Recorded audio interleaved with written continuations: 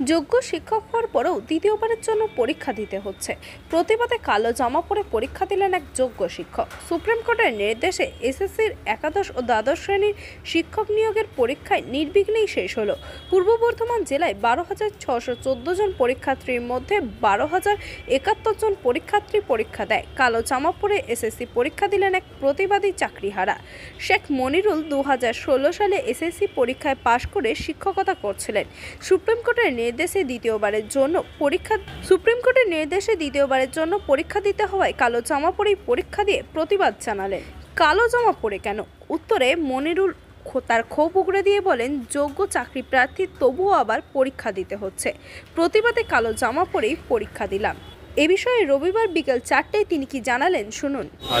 আমি যোগ্য হয়েও আবার পরীক্ষা দিই। তার জন্য কি কালো জামা পরে আছেন? কিন্তু কালো জামা পরে কেন? কারণ আমি একজন 2016 সালের যোগ্য প্রার্থী, যোগ্য শিক্ষক। আমাকে আবার পরীক্ষায় বসতে হচ্ছে।